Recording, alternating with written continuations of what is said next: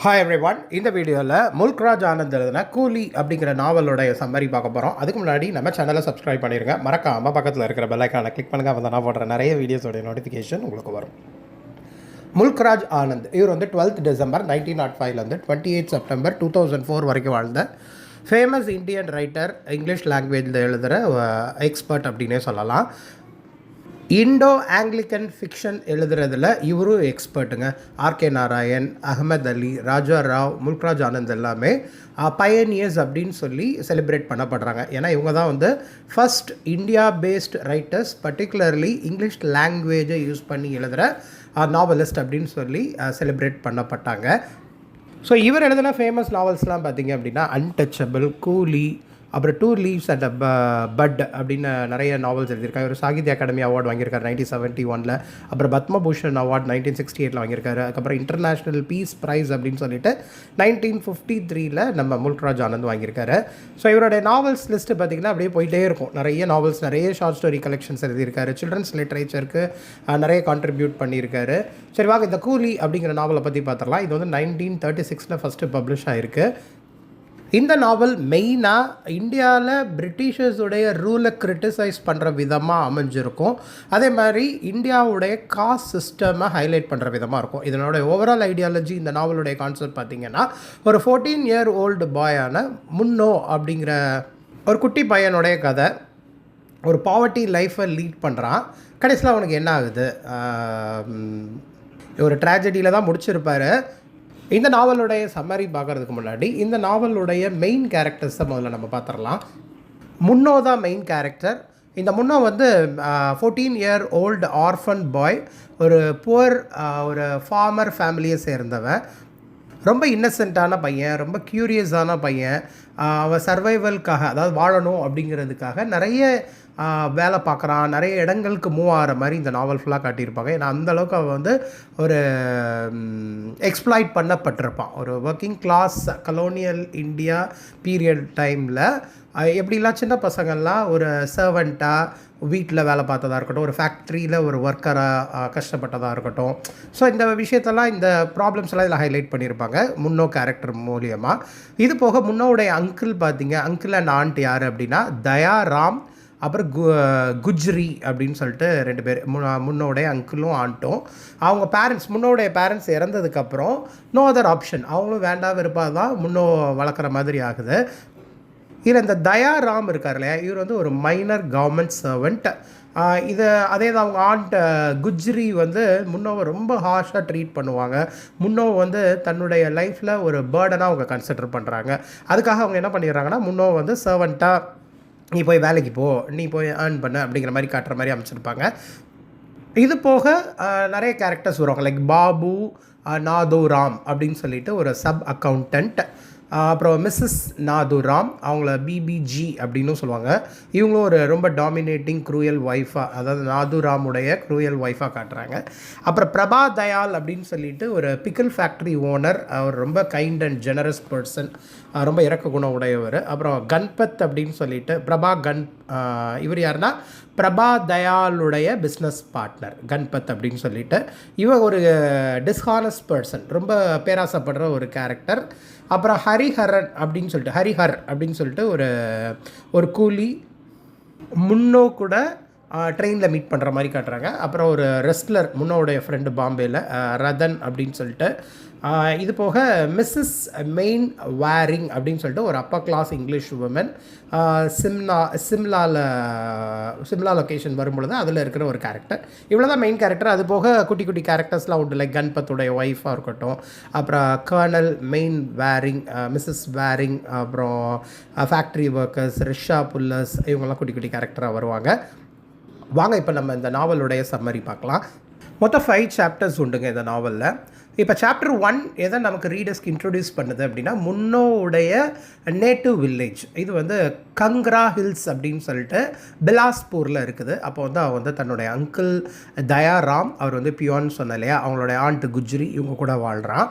அவங்க வந்து அஃபெக்ஷனேட்டாக இருந்தாலும் அவங்க ஒரு சிம்பிள் லைஃப்பை தான் அந்த வில்லேஜில் வாழ்கிற மாதிரி காட்டுறாங்க. மோரோவர் அந்த அங்கிள் ஆண்ட்டுக்குமே நம்ம முன்னோ வந்து ஒரு பேர்டன் மாதிரி அவங்க ஃபீல் பண்ணுறாங்க. ஏன்னா ரொம்ப ஃபினான்ஷியல் ப்ராப்ளமாக அந்த ஃபேமிலி ஃபேஸ் பண்ணுறதுனால அந்த அங்கிள் என்ன பண்ணுறாங்க, பண்ணுறாங்கன்னா, இவனை வந்து அந்த ஷாம் நகர் அப்படிங்கிற ஒரு டவுனுக்கு அனுப்பி அங்கே ஏதாவது வேலை ஃபைண்ட் அவுட் பண்ண சொல்லலாம், அங்கே போய் வேலை பார்க்கட்டும் அப்படின்னு சொல்கிறாங்க. ஸோ இந்த ஃபஸ்ட் சாப்டர் எதெல்லாம் காட்டும் அப்படின்னா, அந்த வில்லேஜ் பேக்ரவுண்ட், அப்புறம் அந்த சைல்ட்ஹுட் இன்னசென்ஸ், அப்புறம் அவனை மைக்ரேட் பண்ணுறாங்க இல்லையா, அந்த கார்டியன் அவங்கள ஒத்துக்கல, அவன் வாழணும் அப்படின்னு சொல்லி நினைக்காம வேலைக்கு போட்டோம் அப்படின்னு சொல்லி அனுப்புகிறதா இருக்கட்டும், இதெல்லாமே இந்த சாப்டர் 1 வருது. ஸோ இந்த ஃபஸ்ட் சாப்டர் மெயினாக காட்டுறது அந்த வில்லேஜிலேருந்து அந்த டவுனுக்கு மூவாரதை காட்டுறாங்க. அதாவது ஹில்ஸ் நிறைஞ்ச அந்த வில்லேஜிலேருந்து ஷாம் நகருக்கு அவன் மூவாரான். ஏன்னா அந்த கங்க்ரா ஹில்ஸ், பிலாஸ்பூரில் இருக்கிற கங்க்ரா ஹில்ஸில் தான் அவன் பிறந்திருக்கான். ஸோ ஷாம் நகரில் பாபு நாதுராம் அப்படின்னு சொல்லிட்டு ஒரு சப் அக்கௌண்டன்ட் இருக்காங்க. அவங்களுடைய வீட்டில் சர்வெண்ட்டாக முன்னோவை வந்து அனுப்புகிறாங்க. ஸோ ஷாம் நகரில் அந்த டவுனில் வாழும் பொழுது என்னென்ன விஷயத்தெல்லாம் அவன் ஃபேஸ் பண்ணுறான் அப்படின்னா, முன்னே வந்து ரொம்ப ஓவர் ஒர்க்கிங், ரொம்ப ஒர்க் ப்ரெஷர் அங்கே இருக்குது. அப்புறம் அவங்க ஒய்ஃப் பிபிஜி இருக்காங்க இல்லையா, அவங்களால டார்ச்சர் பண்ணப்படுறான், ரொம்ப ஹியூமிலியேட் பண்ணப்படுறான், எடுபிடி வேலை நிறைய கொடுக்குறாங்க, அடிக்கடி சிக்காயிடுறான். இல்லை இன்னொரு ட்விஸ்ட் என்ன அப்படின்னா, பாபு நாதுராமுடைய டாட்டர், அவங்களோட பேர் வந்து ஷீலா, அவங்களுக்கும் இவன் ஒரு என்டர்டெய்னர் மாதிரி இருக்கிறான். அவங்க கையிலையுமே ஒரு பொம்மை மாதிரி தான், ஒரு டான்ஸ்லாம் ஆட சொல்லி ரொம்ப இவனை ஹியூமிலியேட் பண்ணுறாங்க. அப்படி ஆடும் பொழுது அவங்க 2 பேருக்குள்ள ஒரு ஃபைட் வரும்பொழுது இவன் வந்து கடிச்சு வச்சிட்றான் அந்த ஷீலாவை. ஸோ இந்த விஷயம் அந்த ஓனர்ஸ்க்கு தெரிய வரும்பொழுது அவங்க அடி வெளுத்துறாங்க இவனை போட்டு. ஸோ அந்த இன்சிடெண்ட்டோட ரிசல்ட்டாக என்ன ஆகுதுன்னா, முன்னோ வந்து அந்த நைட்டே ஒரு ட்ரெயினை பிடிச்சி ஷாம் நகர்லேருந்து மூவ் ஆகிற மாதிரி காட்டுறாங்க. ஃபஸ்ட் சாப்டரில் ட்ரெயினில் ஒளிஞ்சு அவன் எஸ்கேப் ஆகிடுறான். பட் இந்த முன்னோ வந்து நாதுராமுடைய வீட்டில் ஒர்க் பண்ணும் பொழுது நாதுராமுடைய பிரதரான பிரேம்சந்த் கூட ஒரு ஃப்ரெண்ட்லி ரிலேஷன்ஷிப் மெயின்டைன் பண்ணுறான். அப்போ தான் அவனுக்கு மிடில் கிளாஸ் லைஃப் ஸ்டைல்லாம் தெரிய வருது. பட் ஷீலா காயப்பட்டதுனால, அவங்க ஃபேமிலிலாம் இவனை அடித்து துரத்துனதுனால இவன் வந்து அந்த வீட்டை விட்டு எஸ்கேப் ஆகிற மாதிரியான ஒரு சிச்சுவேஷன் நடக்குது. இப்போ சாப்டர் 3 என்ன ஆகும் அப்படின்னா, ஷாம் நகர்லேருந்து எஸ்கேப் ஆகிற முன்னோ வந்து ஒரு ட்ரெயின் பிடிச்சி தௌலத்பூர் அப்படிங்கிற ஒரு பிளேஸ்க்கு மூவ் ஆகிறாரு. அங்கே வந்து ஒரு பிக்கல் ஃபேக்ட்ரியை ரன் பண்ணுற பிரபா தயால் அப்படிங்கிற ஒரு கைண்ட் மேன் கிட்ட, ஒரு அந்த நபர்கிட்ட இவன் அடைக்கலம் வர்ற மாதிரி காட்டுறாங்க. இப்போ முன்னோ வந்து அந்த ஃபேக்ட்ரியில் ஒர்க் பண்ணுறான். அங்கே வந்து அந்த கைண்ட்னஸ், அந்த அஃபெக்ஷன் அப்படின்னா என்னங்கிறத அவன் ரியலைஸ் பண்ணுறான். ரொம்ப கம்ஃபர்டபுளான செட்டிங்கில் வந்து தன்னுடைய லைஃப்பை வாழ்கிறான். அந்த ஃபேக்ட்ரியில் எக்கனாமிக் ப்ரெஷர்ஸ் இருக்குது. ஏன்னா அதில் பிரபாவுடைய பிஸ்னஸ் பார்ட்னர், பிரபா தயால் இருக்காங்களே, அவங்களோட பிஸ்னஸ் பார்ட்னரான கன்பத் வந்து ரொம்ப கெட்டன பிடிச்சவன். அவன் வந்து ரொம்ப நேர்மை இல்லாமல் இருக்கிறதுனால அந்த பிக்கிள் ஃபேக்ட்ரி வந்து கம்ப்ளீட்டாக நஷ்டம் அடைகிற மாதிரி ஆகுது. இப்போ முன்னோக்கு அங்கேயும் வேலை இல்லை, திரும்ப வந்து வீடு இல்லாமல் வேலை இல்லாமல் அகெயின் இந்த பிளேஸில் இருக்க முடியாது, நம்மளால் வேறு ஒரு பிளேஸ் போகணும் அப்படிங்கிற மாதிரி ஷிஃப்ட் ஆகிற மாதிரி காட்டுறாங்க. ஏன்னா அந்த பிக்கிள் ஃபேக்ட்ரியில் ஒர்க் பண்ணும் பொழுது அவன் நல்ல ஒரு ப்ராப்பர் ஷெல்டர் இருந்தது, நல்ல ஜாபு, அந்த பிக்கிள்ஸை வந்து டெலிவர் பண்ணணும் அப்படிங்கிற மாதிரியான விஷயங்கள் தான். அப்புறம் அதை எப்படி ப்ரிசர்வ் பண்ணுறது, இந்த வேலை தான் அவனுக்கு கொடுக்கப்பட்டது. ரொம்ப கைண்டாக தான் ட்ரீட் பண்ணப்பட்டான். பட் அந்த பிஸ்னஸ் பார்ட்னர் கன்பத்துடைய ஃபினான்ஸ் ப்ராப்பராக மேனேஜ் பண்ணாத ஒரு காரணமும் சரி, அவர் வந்து நேர்மையாக இல்லாதது ஒரு காரணமாக இருந்ததுனால அது கம்ப்ளீட்டாக பேங்க்ரப்ட் ஆயிடுச்சு. பேங்க்ரப்ட்னா நஷ்டத்தில் போயிடுச்சுன்னு சொல்லுவாங்க இல்லையா. ஸோ அதுதான். அப்போ வந்து பிஸ்னஸ் கொலாப்ஸ் ஆனது மட்டும் இல்லாமல் முன்னோ வந்து அகெயின் வேறு ஒரு இடம் தேடி போகணும் அப்படிங்கிற மாதிரி ஒரு சிச்சுவேஷன் அமைஞ்சிருது. இப்போ இந்த நாவலுடைய சாப்டர் 4, அதாவது பார்ட் 4 பார்த்திங்கன்னா, முன்னோ பாம்பேயில் இருக்கிறான். பாம்பே வந்தாச்சு. இப்போது ஒரு எலிஃபண்ட் டிரைவருடைய ஹெல்ப்னால் முன்னோ வந்து பாம்பே மூவகிற மாதிரி இருக்குது. அங்கே வந்து ஹரி அப்புறம் அவங்களுடைய ஒய்ஃபான லக்ஷ்மி அப்படிங்கிறவங்கள மீட் பண்ணுற மாதிரி சிச்சுவேஷன் அமைது. அவன் வந்து sir George white cotton mills அப்படிங்கிற ஒரு காட்டன் மில்ஸில் ஒர்க் பண்ணுறான். ஒரு ஒர்க்கராக அங்கே ஒர்க் பண்ணுறான், கண்டினியூ பண்ணுறான். மோரோவர் ஸ்லம்மில் தங்கிக்கிட்டே, அதாவது ஸ்லம் ஏரியாவில் இருந்துக்கிட்டே அந்த வேலையை பார்க்குற மாதிரி சிச்சுவேஷன் அமையுது. அப்போ ரத்தன் அப்படிங்கிற ஒரு பர்சனாலிட்டி கூட, ஒரு ஃப்ரெண்டுன்னு வைங்களேன், அவன் கூட ஒரு ஃப்ரெண்ட்ஷிப் கிடைக்கிது. அவனோட என்விரான்மெண்ட் ரொம்ப சிச்சுவேஷன் தான். ஏன்னா ஒர்க் ஹவர்ஸ் பார்த்திங்கன்னா ரொம்ப லாங் ஒர்க் ஹவர்ஸ், பட் சம்பளம் ரொம்ப கம்மி தான். செக்யூரிட்டி, அதாவது லைஃப் செக்யூரிட்டி கிடையாது அந்த ஜாபில், இந்த காட்டன் மில்ஸில். இப்போது நிறைய ஸ்ட்ரைக் நடக்கும். அப்புறம் ஹிந்து முஸ்லீம் ரயாட்ஸு, அந்த ஃபேக்ட்ரி மேனேஜ்மெண்ட் கூட நிறைய க்ரைசிஸ், நிறைய ப்ராப்ளம்னால அந்த ஃபேக்ட்ரிஸில் நிறைய ப்ராப்ளம்ஸ் இருக்குங்கிறதும் தெரிய வருது. ஸோ இப்போ பாம்பேயில் தான் அவன் ரியலைஸ் பண்ணுறான், இந்த மாதிரி கூலி அப்படிங்கிறவங்க வந்து அன்ஸ்கில்டு லேபரர்ஸ், இவங்க வந்து ஒரு பாவர்ட்டி லைஃப்பை தான் லீட் பண்ணுறாங்க. ஏன்னா பாம்பே வந்து ஒரு மிகப்பெரிய சிட்டியாக இருந்தாலும் நிறைய பீப்புள், அந்த புவர் பீப்புள், அப்புறம் வாழ்க்கையே இழந்தவங்க, அவங்கெல்லாம் இந்த இடத்துல நிறைய பேர் வசிக்கிறாங்கங்கிறது தெரிய வருது. ஸோ அந்த காட்டன் மில்லில் இவனுக்கு ஒரு ஜாப் கிடச்சாச்சு. ஒரு யூனியன் லீடர் அவர் தான் அந்த ரத்தன், ஒரு ஸ்ட்ராங் பர்சனாலிட்டி, அவங்க கூட ஒரு ஃப்ரெண்ட்ஷிப் கிடைக்குது. இப்போது அதில் வந்து பார்த்திங்கன்னா நான் சொன்ன மாதிரி அவன் ஒர்க்கிங் ஹவர்ஸ் ரொம்ப சேலஞ்சிங்காக இருக்குது. இப்போது அந்த ஒர்க்கர்ஸ் எல்லாமே பிரிட்டிஷ் எம்ப்ளாயர்ஸால் எக்ஸ்ப்ளாய்ட் பண்ணப்படுறாங்கங்கிறது தெரிய வருது. இதுதான் அந்த கலோனியல் பீரியடில் இந்தியன் பீப்புள் எப்படிலாம் எக்ஸ்ப்ளாய்ட் பண்ணப்பட்டாங்க, அவங்களோட ஒர்க்கிங் ஹவர்ஸ் நிறைய இருந்தாலும் அந்த வேஜஸ்லாம் ப்ராப்பராக கொடுக்கப்படலை அப்படிங்கிறது தெரிய வருது. இதே மாதிரி முன்னோ மாதிரி நிறைய பேர், தௌசண்ட்ஸ் ஆஃப் லேபரர்ஸ் வந்து ஸ்லம்மில் வாழ்கிறாங்க, அவங்களுடைய சர்வைவலுக்காகவே ரொம்ப ஸ்ட்ரகிள்ஸை ஃபேஸ் பண்ணுறாங்க அப்படிங்கிறதும் இந்த நாவல் மூலியமாக தெரிய வருது. அதுக்கப்புறம் இந்த ஃபேக்ட்ரியிலே பார்த்திங்கன்னா ஒரு டிசாஸ்ட்ரஸ் பிரேக் அவுட் மாதிரி நடக்குது அந்த ஃபேக்ட்ரியில். அப்போ முன்னோ வந்து காயப்படுறான். மோரோவர் அவனுக்கு வந்து எங்கே போகிறோன்னு தெரியாத ஒரு மொமெண்ட்டு. ஏன்னா அந்த ஃபேக்ட்ரி கூட ஒரு மிகப்பெரிய ப்ராப்ளம்ஸை ஃபேஸ் பண்ணுறதுனால ஜாப் இல்லைங்கிறது தெரிய வருது. வீடும் கிடையாது, ஜாபும் இல்லை. அப்படி அந்த ஸ்ட்ரீட்ஸ்லேயே, பாம்பே ஸ்ட்ரீட்ஸ்லேயே அவன் போயிட்டு இருக்கும் பொழுது மிஸ்ஸஸ் மெயின் வேரிங் அப்படின்னு சொல்லிட்டு ஒரு ஆங்கிலோ இண்டியன் விமனுடைய கார் வந்து அவன் மேலே ஹிட் ஆயிடுது, அவன் மேலே மோதிடுது.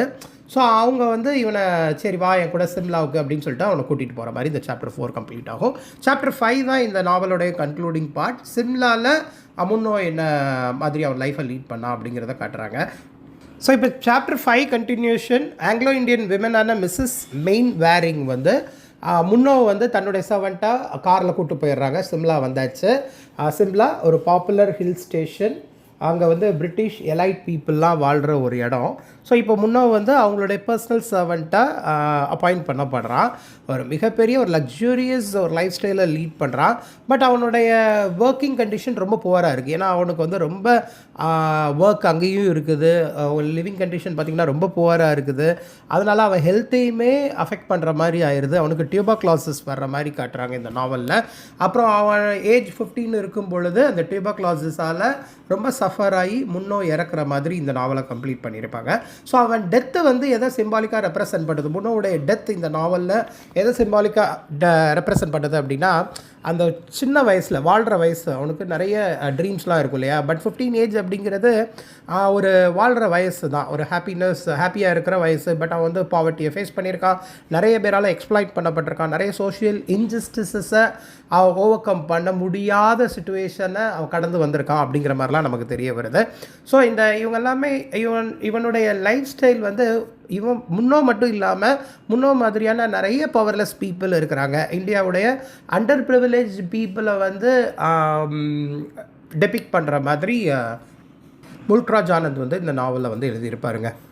ஸோ சிம்லாவில் மிஸ்ஸஸ் மெயின் வேரிங் ஹவுஸில் இருந்து சர்வெண்ட்டாக ஒர்க் பண்ணுற முன்னோ வந்து ரிக்ஷா புல்லராகவும் தன்னுடைய லைஃப்பை கண்டினியூ பண்ணியிருப்பான். ஏன்னா மிஸ்ஸஸ் மெயின் வேரிங் எங்கெல்லாம் போகணுன்னு நினைக்கிறாங்களோ இவனுடைய ரிக்ஷாவில் தான் அவங்க ட்ராவல் பண்ணுவாங்க. ஸோ அந்தளவுக்கு இவன் டார்ச்சர் பண்ணப்பட்டிருக்கான் அப்படின்னு நம்ம சொல்ல முடியும் இந்த நாவலில். ரிக்ஷா புல்லராக இருக்கும் பொழுதே அவனுடைய பாடி ரொம்ப வீக் ஆகிடுது, ஃபீவர் வருது அவனுக்கு. மிஸ்ஸஸ் மெயின் வேரிங் வந்து இவன் மேலே சிம்பத்தி காட்டினாலும், லைக் டாக்டர்லாம் கூப்பிடுவாங்க மிஸ்டர் மெர்ச்சன்ட் அப்படின்னு சொல்லிட்டு, ஹெல்த் ஆஃபீஸர் வந்து மெடிசின்ஸ்லாம் கொடுத்துருந்தாலும் அவன் வந்து அவனுக்கு ஒர்க் அதுதான் இல்லையா. அந்த ஹெல்த்லேருந்து ரெக்கவர் ஆனதுக்கப்புறம் அந்த டாக்டருடைய ரிக்ஷாவையும் இவன் புல் பண்ணுற மாதிரி, அவங்களுக்கும் இவன் ஹெல்ப் பண்ணுற மாதிரி, ஓவர் ஒர்க்கிங் ஃபேஸ் பண்ணுற மாதிரி சுச்சுவேஷன் ஆகுது. ஸோ ஃபைனலாக உடம்பு சரியில்லாமல் பிளட்லாம் வாமிட் பண்ணுற மாதிரி ஒரு சுச்சுவேஷன் ஆகுது. அப்புறம் அந்த டாக்டரும் வந்து சொல்லிடுறாங்க, இல்லை மேடம் நீங்கள் அவனை பார்த்துக்கிட்டீங்க அப்படின்னா அது உங்களுக்கும் ஸ்ப்ரெட் ஆயிரும் அப்படின்னு சொன்னதால் அவங்களும் இவனை பார்க்க முடியாத சுச்சுவேஷன் ஆகிடும். அப்புறம் மோகன் சொல்லிட்டு இன்னொரு கூலி ஒருத்தங்க இருப்பாங்க, அவங்க தான் இவனை கடைசி மூமெண்ட் வரைக்கும் பார்க்குற மாதிரியான சுச்சுவேஷன். பட் அவரும் ஒரு கூலிங்கிறதுனால இவனுக்கு ஒரு பெட்டர் ட்ரீட்மெண்ட்லாம் கொடுக்க முடியாத சுச்சுவேஷனில் நம்ம முன்னோ வந்து இந்த நாவலுடைய முடிவில் வந்து இறந்து போகிற மாதிரி தான் காட்டியிருப்பாங்க. ஸோ இந்த நாவலுடைய ஓவரால் தீம்ஸ்லாம் பார்த்திங்க அப்படின்னா எக்ஸ்ப்ளாய்டேஷன், அப்புறம் அந்த class struggle like poor people, upper class people அவங்களோட இது, அப்புறம் எப்படிலாம் புவர் பீப்புள் வந்து ஏலினேட் பண்ணப்படுறாங்க. நிறைய சிம்பாலிக் ரெப்ரசன்டேஷன் இதில் இருக்கும். மெயினாக கலோனியல் இந்தியாவில் இந்தியன்ஸ், அதுவும் புவர் பீப்புள், அந்த கூலி அவங்களுடைய லைஃப் எவ்வளோ சஃபரிங்காக இருக்குங்கிறத காட்டியிருப்பாங்க. இந்த டைட்டிலுமே இந்த நாவலுக்கு ரொம்ப பொருத்தமானதுன்னு சொல்லலாங்க. ஏன்னா இந்த கூலிங்கிற வேர்டு வந்து எதை மீன் பண்ணோம் அப்படின்னா லோவஸ்ட் ஒர்க்கிங் கிளாஸ். அந்த கலோனியல் பீரியடில் இது வந்து ஒரு டெரகேட்டரி டேர்ம் மாதிரி யூஸ் பண்ணப்பட்டது. லைக் போர்ட்டர்ஸ், அப்புறம் rickshaw pullers, factory workers, domestic servants, இவங்கள தான் கூலின்னு சொல்லுவாங்க. ஸோ இதில் எல்லா விஷயத்தையுமே அவன் ஃபேஸ் பண்ணுற மாதிரி இந்த நாவலில் காட்டியிருப்பார் நம்ம முல்க்ராஜ் ஆனந்த்.